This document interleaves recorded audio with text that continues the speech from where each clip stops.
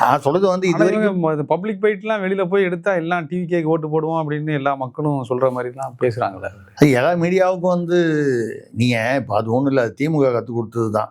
நம்ம அந்த காலத்துலேருந்தே சொல்கிறோம், டிவிகே வந்து கிட்டத்தட்ட மினி டிஎம்கே தான். அப்படியே திமுகவோட கொள்கையெல்லாம் நீங்கள் உடம்பா வச்சுக்கிட்டு அந்த ஃபேஸை மட்டும் ஸ்டாலின் அல்லது உதயநிதி ஐயா அவர்களுடைய ஃபேஸை எடுத்துட்டு அந்த இடத்துல விஜய் ஃபேஸை வந்து இந்த இதில் கிராஃபிக்ஸில் போகிற மாதிரி போட்டிங்கன்னா அவ்வளோதான். என்ன வித்தியாசம்? அவங்களும் வந்து நீட் தேர்வு கூடாதுங்கிறாங்க, அவங்களும் கச்சத்தீவை மீட்கணுங்கிறாங்க. யார் கச்சத்தீவை யார் தாரவாத்தாங்களோ அவங்கள தான் மீட்கணுங்கிறாங்க. வழக்கமான வசனங்கள் அவங்க பேசுகிற அதே 10 டேலக்ட் தான் இவங்களும் பேசுகிறாங்க விஜய் கட்சியில்.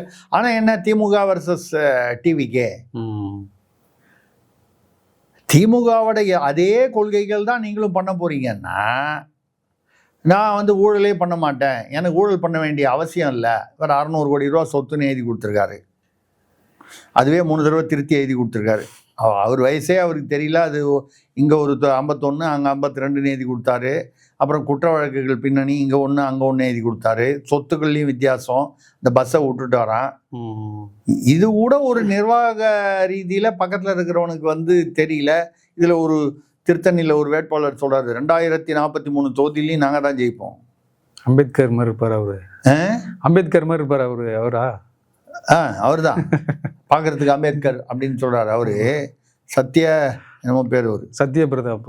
ஆமாம், அது அவர் வந்து எல்லாம் சேர்த்துக்கிட்டாரு. பாகிஸ்தான், ஆப்கானிஸ்தான், பங்களாதேஷ், அக்கம் பக்கத்தில் நேபாளம், இதெல்லாம் பூட்டான் கிட்டான் எல்லாத்தையும் சேர்த்து 2043 போகுது.